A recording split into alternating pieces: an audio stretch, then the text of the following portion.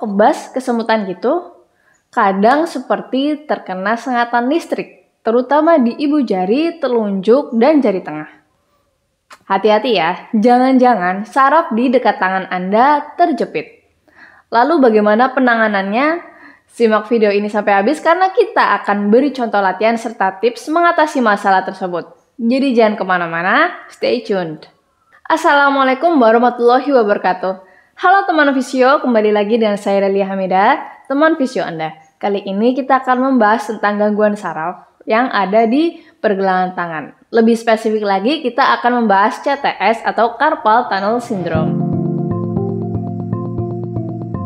Carpal Tunnel Syndrome terjadi ketika lorong karpal menjadi sempit akibat jaringan yang mengelilinginya membengkak dan akhirnya menekan saraf median yang ada di dekat pergelangan tangan. Tanda dan gejalanya antara lain Anda mungkin akan merasakan kesemutan dan mati rasa di jari atau di tangannya. Biasanya pada ibu jari, telunjuk, dan beberapa kasus ada di jari tengah atau manis. Anda mungkin akan merasakan sensasi seperti sengatan listrik di jari-jari ini ya. Yang tidak terpengaruh biasanya adalah jari kelingking. Nah, sensasi ini biasanya menjalar dari pergelangan tangan ke atas lengan. Gejala ini sering terjadi saat Anda sedang memegang setir, kemudian telepon atau koran. Kemudian Anda mungkin akan mengalami kelemahan pada tangan dan sulit untuk memegang benda ya. Jadi sepertinya benda tuh sering jatuh gitu dari tangan kita. Ini mungkin karena adanya mati rasa di tangan, bisa juga karena kelemahan otot-otot pada ibu jari yang mempunyai fungsi penting untuk menjepit, yang juga dikendalikan oleh saraf median.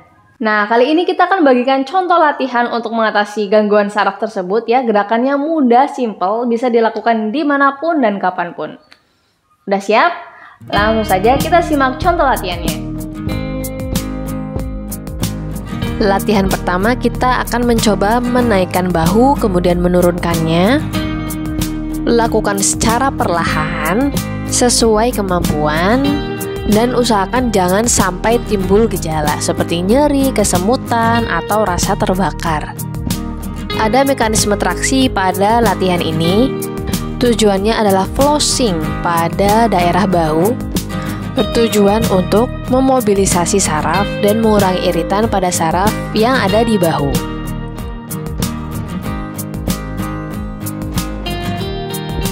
Selanjutnya kita akan melakukan gerakan rotasi, memutar tangan Anda dan menggerakkannya menjauh dari tubuh. Ulangi gerakan 5 hingga 10 kali. Lakukan secara perlahan.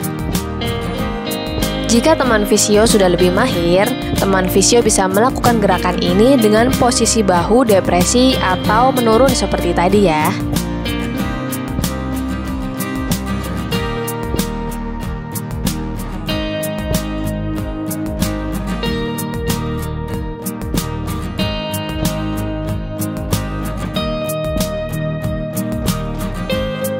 Lanjutan dari latihan sebelumnya, kita akan melakukan flossing pada area siku. Prinsip gerakannya hampir sama dengan latihan sebelumnya, hanya saja kali ini ditambahkan dengan gerakan menekuk dan meluruskan siku. Teman Visio bisa mengulangi gerakan 5 hingga 10 kali. Jangan dipaksakan, tergantung dengan kondisi dan toleransi masing-masing ya.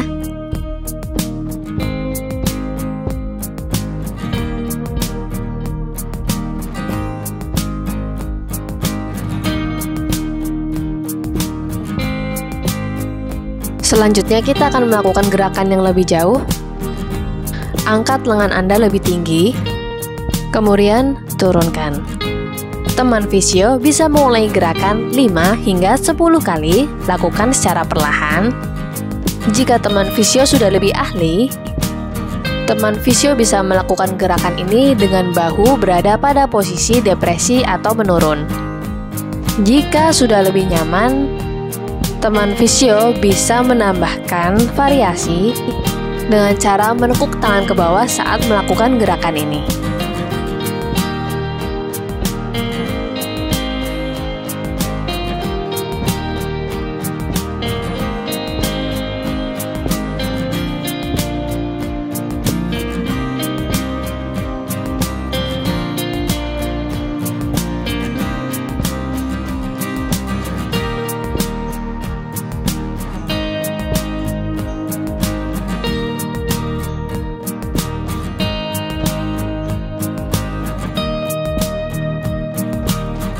Nah, gerakan selanjutnya lebih simpel.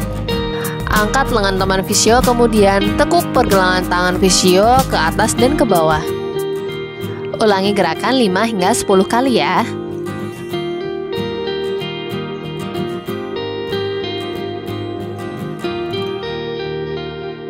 Mungkin rasanya agak kurang nyaman ya teman fisio.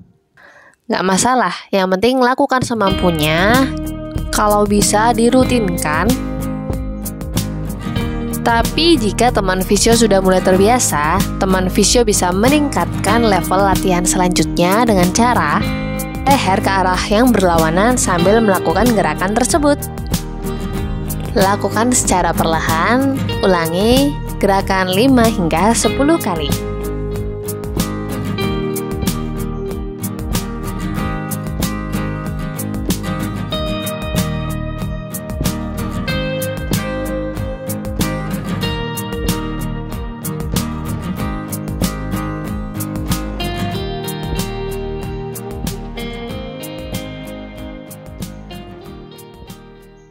Lalu ada beberapa tips juga untuk Anda yang mengalami CTS ini ya.